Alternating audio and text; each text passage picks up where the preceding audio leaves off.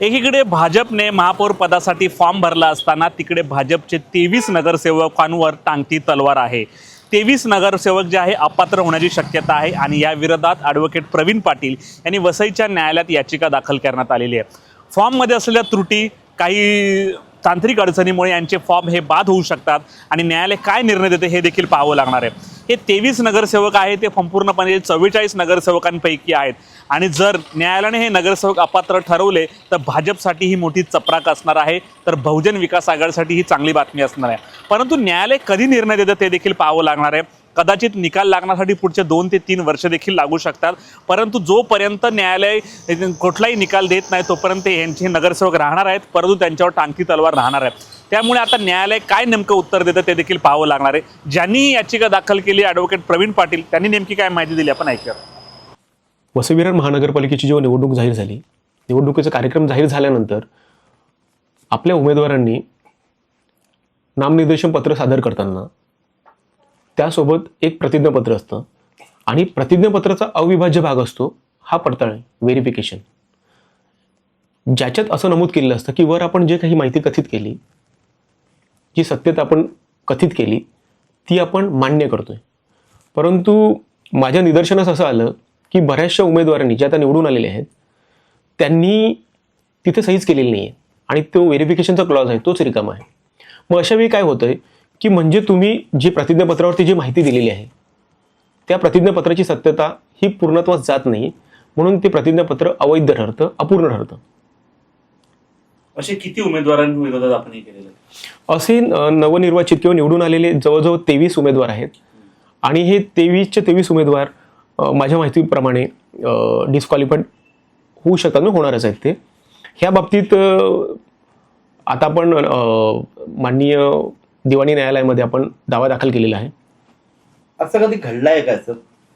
हा नक्कीच। बघा, इंडियन ज्युडिशरी जे आपण म्हणतो तर न्यायालयाचे काही न्याय निर्णय आहेत आणि मुंबई विद्यापीठाच्या मुंबई उच्च न्यायालयाच्या औरंगाबाद खंडपीठाने 2018ला अशीच परिस्थिती जेव्हा उद्भवलेली तेव्हा उमेदवारांना डिस्क्वालिफाईड केलेलं आहे। त्यांच्या व्हेरिफिकेशन क्लॉजवरती त्यांच्या सिग्नेचर नव्हत्या, सही नव्हत्या आणि ते प्रतिज्ञापत्र त्यांनी बाद करून त्यांचं नामनिर्देशन पत्र त्यांनी बाद केलेलं आहे। त्याच्यामुळं हा जो न्यायनिर्णय आहे तोच तंतोतंत इथे लागू पडतोय आणि त्या मेरिटवरती आपण हे 23 उमेदवार जे आहेत त्यांना बाद करू। किती लोकांना तुम्ही पार्टी केली? आम्ही जवळजवळ प्रत्येक जे माझे 23 पिटिशन्स आहेत आणि प्रत्येक पिटिशन्समध्ये मी राज्य निवडणूक आयोगाला मुख्य चीफ इलेक्टोरल ऑफिसर म्हणजे आपले कमिशनर आले, रिटर्निंग ऑफिसर आले आणि उमेदवार अशा 4 पार्टी केलेल्या आहेत। नालासोपारामध्ये आम्हीच न्यूज केली होती, त्यांनी वय फ्रंटला टाकला नव्हता आणि बॅकला टाकला होता, तर त्याचा त्वरित त्याचा बाद केला होता इलेक्शन कमिशनने। तर हे लोकांचं का नाही बाद केलं? त्यांना दिसत नाही का? मी तेच म्हणतोय की एखाद्या उमेदवाराने फक्त वय त्याचं लिहिलं नाही म्हणून जर त्याचं नामनिर्देशन पत्र किंवा त्याचा उमेदवारी अर्ज जर फेटाळण्यात येत असेल तर ही इतकी मोठी चूक। बघा, चूक कधी असते की अनावधानाने तुमच्याकडून काहीतरी राहून गेली, ती एका आरोकडून होऊ शकते।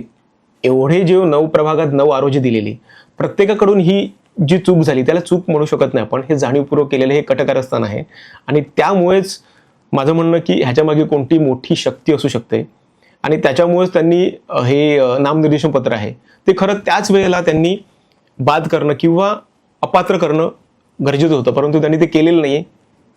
बीजेपीने पण टाकलंय 16 जणांचं बहुजन वाल्यांचं, त्याच्यामध्ये काय ते काय वाटतं? बघा, त्याची मी पिटिशन्स पूर्णपणे बघितलेले नाहीत, पण त्यांचे जे मला वाटते आरोप आहेत ते आरोप कदाचित असतील की MRTPचे त्यांनी दाखले वगैरे किंवा नोटिसेस वगैरे असतील, तर त्याच्यात मला काही तथ्य तितकं वाटत नाही। कारण की कन्व्हिक्शन नंतर तुम्ही जर ते तुमच्या अफिडेव्हिटमध्ये जर नमूद केलेलं नसेल किंवा त्या गुन्ह्यामध्ये तुम्हाला 2 वर्षापेक्षा जास्त जर शिक्षा होत असेल, असे जर गुन्हे असतील तेच तिथे मेन्शन करणं हे अपेक्षित होतं। आणि दिवाणी जे दावे आहेत त्याच्यात वसुलीचे दावे आहेत ते जर त्याच्यात नमूद केलेले नसतील, म्हणजे कोणतेही दावे आपण त्याच्यात मेन्शन करायचे नॉट नेसेसरी।